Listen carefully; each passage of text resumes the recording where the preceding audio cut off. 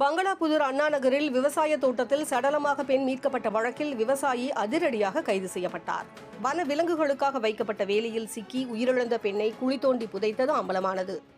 கோபி அருகே உள்ள பங்களாபுதூர் அண்ணா நகரைச் சேர்ந்தவர் ஆனந்தராஜ் மனைவி ஜோதிமணி.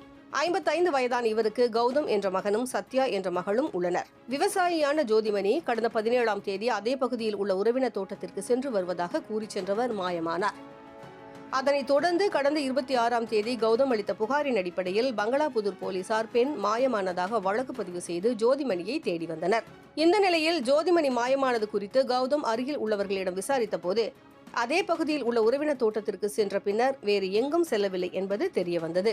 அதனைத் தொடர்ந்து ஜோதிமணி மாயமான தோட்டத்தில் தேடி பார்க்க கௌதம் சென்றபோது தோட்டத்தை குத்தகை அடிப்படையில் விவசாயம் செய்து வரும் பெரியசாமி கௌதமை திசை திருப்பி தோட்டத்தை விட்டு வெளியேற்றியுள்ளார். இதனால் சந்தேகமடைந்த கௌதம் பெரியசாமி இல்லாத நேரத்தில் அவரது விவசாய நிலத்திற்குள் சென்று தேடிய போது ஒரு இடத்தில் புதியதாக மண் கொட்டப்பட்டு இருப்பதும் அங்கு மழை காரணமாக மண் சரிந்து துணி இருப்பதும் தெரியவந்தது.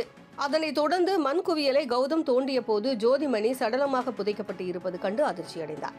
இதுகுறித்து கௌதம் அளித்த தகவலின் அடிப்படையில் சம்பவ இடத்திற்கு சென்ற பங்களாபுதூர் போலீசார் ஜோதிமணியின் சடலத்தை மீட்டனர்.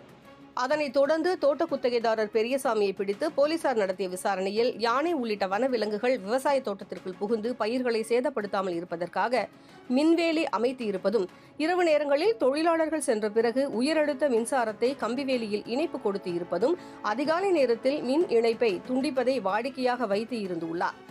சம்பவத்தன்று வழக்கம் போல மின் இணைப்பை கொடுத்துவிட்டு பெரியசாமி வீட்டிற்கு சென்ற பிறகு ஜோதிமணி வந்துள்ளார்.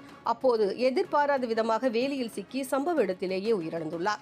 மறுநாள் காலை வழக்கம் போல தோட்டத்திற்கு வந்த பெரியசாமி ஜோதிமணி இறந்து கிடப்பது கண்டு அதிர்ச்சியடைந்தார். அதனைத் தொடர்ந்து அங்கேயே குழி தோண்டி ஜோதிமணியை புதைத்துவிட்டு அவரிடம் இருந்த செல்போனை சுவிட்ச் ஆஃப் செய்துவிட்டு வீட்டின் மாடிப்படியின் கீழே மறைத்து வைத்துள்ளார்.